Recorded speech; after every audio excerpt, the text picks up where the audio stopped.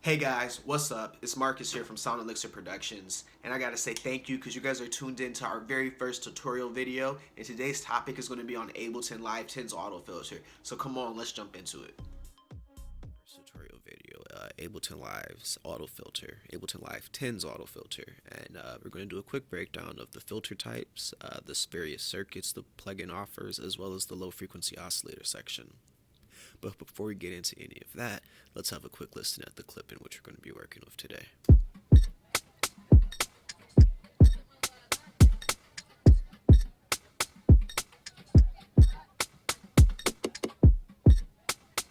So that's that. And so now let's turn on Ableton Live 10's auto filter. Now Ableton Live 10's auto filter offers 5 filter types. The first of which is a low pass filter, which allows low frequencies to pass but not the high ones. It also comes with a high pass filter, a band pass filter, a notch filter, and a pretty damn cool morph filter, which allows you to toggle between a combination or mix between the notch filter, band pass filter, low pass filter, and high pass filter, or all of the previous options. Alright guys, now that we've been over the various filter types Ableton Live's auto filter offers, we're going to get into the circuits in which it offers as well. The first of which is the clean circuit, which is a CPU-friendly, high-quality filter. It's also the same filter that's in Ableton Live's EQ8. The next circuit option we have is the OSR.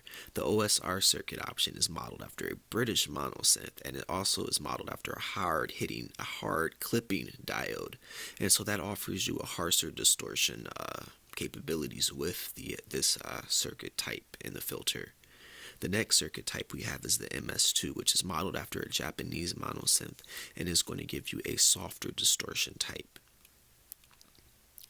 The next of which we have is the PRD, which is modeled after American dual oscillator monosynth.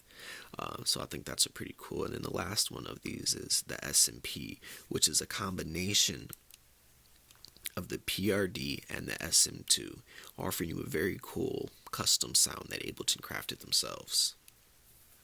Now, one of the things to note about this, which I think is what I use the filter around the most, is this drive knob. But one of the key things to know about it is that it can only be used when not in the clean filter option. As you can see, when it goes away, it's only activated on one of the 4 other circuit type options, so either OSR, MS2, SMP, or PRD. And another good thing to remember is that the drive knob is adding gain and distortion before going into the filter. Even though the drive knob is here at the bottom, on the other side of the graphic, it is adding the gain and the distortion before going into the filter. So that's always a good thing to know, and it's going to help in helping craft your sound and whatnot, guys. Alright guys, let's get into what in my mind at least is the most fun section of the Ableton Live 10's auto filter, and that is the low frequency oscillator section right here.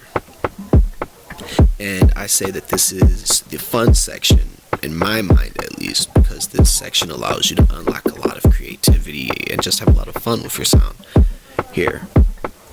And so now I'm going to get into it. And so the low frequency oscillator is designed to modulate the filter frequency in a periodic fashion.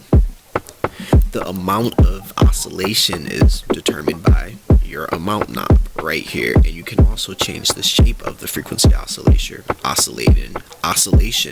by the shape thing here. So you can either have a sine wave shape, a square wave shape, triangle wave, square tooth, or sawtooth wave.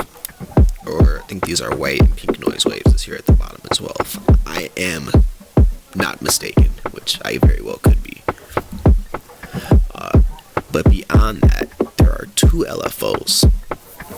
Alright, listen to me here on this one.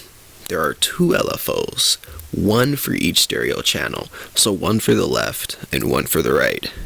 And the phase and the offset here, the phase and the offset controls the relationship between these two LFOs. Phase keeps the LFOs at the same frequency but can set the two LFO waveforms out of phase, creating stereo movement. So here, let's have a listen. I'm going to turn the LFO amount up about 75% here, and we're going to play our clip. So as you can hear, it's operating at 1/8 notes LFO. You can hear the frequency modulation happening. And now as we adjust the phase, you can hear what is happening.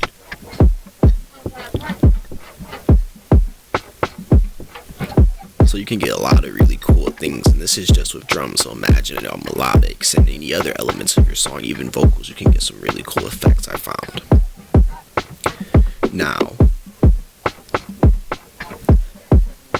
Now we get into a really cool part. So while in Hertz mode, you have an option called spin. Now spin actually detunes the two LFO speeds relative to each other. So rather than adjusting the timing, it is adjusting the pitch of your audio sample, which I think is a pretty darn cool thing. So listen.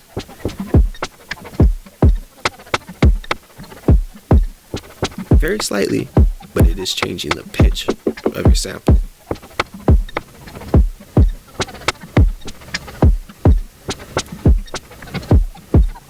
And that's today's tutorial.